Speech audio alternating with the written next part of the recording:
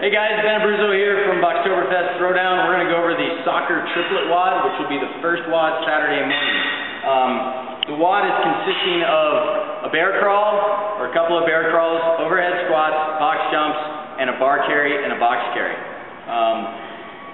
So, for fire breather, the weight on the overhead squat is 165 for men, 115 for women, and on the box jumps, the height is 30 inches for men, 24 for women. For RX, the men's weight is 135 in the overhead squats, women's is 85, and on the box jumps, it's 24 and 20 inches respectively. Scaled, you'll be able to pick your weights with what we have available, and we'll go off of that. Basic format is there's a 100-foot field, and they will be marked by cones, so you'll know exactly where they are. Men on one team will be on one side, women will be on the other. At go, the men will bear crawl across the field.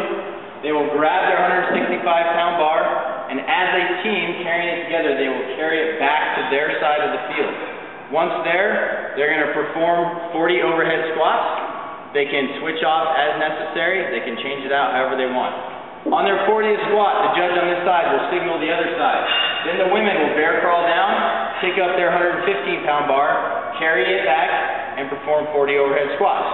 At the conclusion of those overhead squats, the men will bear crawl down again, grab the box, again carrying it as a team, carry it down, perform 60 box jumps, and then when they're done, the women will bear crawl down, pick up the box, carry it back to where they are, and do 60 box jumps. That is for fire breather and RX. Scaled will do the exact same thing, except they're going to do 30 overhead squats each, so men and women, and 40 box jumps, men and women. Moving on to the standards. So the first standard we're going to go over is the overhead squat. The bar begins on the ground. You can snatch it up, you can power clean and press it, whatever you want.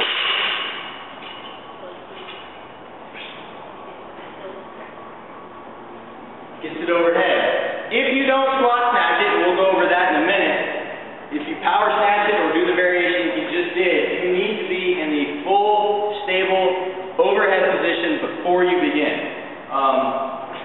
From there, he is going to squat down, and we're looking for the hips to be below the knee, come back up, and what we're looking for is a generally straight line of the bar, shoulders, hips, and heels.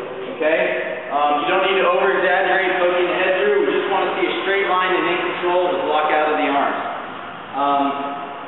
The reps will be counted at the top. So they'll begin 1, 2, so on and so forth. If you need to feel like you want to rest, you can drop it on your shoulders and then you can pop it back up. However, you must attain this position before you begin again. You can't snatch balance it down to the ground and have that count as 1. You could also throw it on the ground, but then you basically have to start from the beginning. So if the bar is on the ground, one way you can start is with a full squat snatch. And then stand up, 1. So you can do that anytime the bar is coming off the ground. Things with no rep view. One thing would be a snatch balance from the rest position. No rep. One would be not going deep enough. No rep. One would be not extending the hips and having that generally straight line. No rep. No rep. No rep. Okay. So, that is the overhead squat standard. Next movement will be the bear crawl. The bear crawl, you must travel on all fours the whole time. You cannot take rest on the field standing up. If you want to rest, you have to lay down on your stomach or get on all fours, and then you can keep moving. If you stand up, we're going to direct you back to the start line.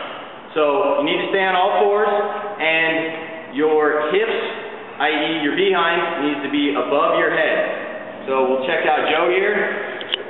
That is a proper bear crawl. He can move forward, sideways, or backwards, or any combination thereof, as long as he's on all fours and his butt is above his head. So if he drops his butt, that is not going to count as a bear crawl. okay? The bear crawl ends when the feet and hands cross the line. So when you see the line, don't just put your hands over it and stand up. Crawl all the way across. All right, for the item carry, it's going to be 2 team members. They must carry it simultaneously. They cannot drag it. Other than that, they can carry it in any fashion. They could go sideways. They could go front. They could put it on their shoulder. It doesn't matter as long as both team members are carrying the item. You must cross the line fully with both feet before you set it down. Same thing on the bar. Just both team members need to carry it. No change otherwise. For the box jump, the movement begins on the ground and ends at the top. 1. So, what we're looking for is that you jump with both feet. This is for fire breather and scale. You must jump and land with both feet. No step-ups allowed. In scale, if you need to step up, you can. Other than that, we're looking for a both foot jump. You're going to open your hips on top of the box. You cannot open your hips in the air. You must stand all the way up, and from here you can either jump down or step down. Go. 1, 2. So, a no rep would be stepping up onto the box, no rep. Not opening your hips at the top, no rep. And trying to open your hips in the air as you come up, no rep. The entire foot does not have to be on the box. You can land on just your toes. And that is the movement standards for the soccer triplet wad.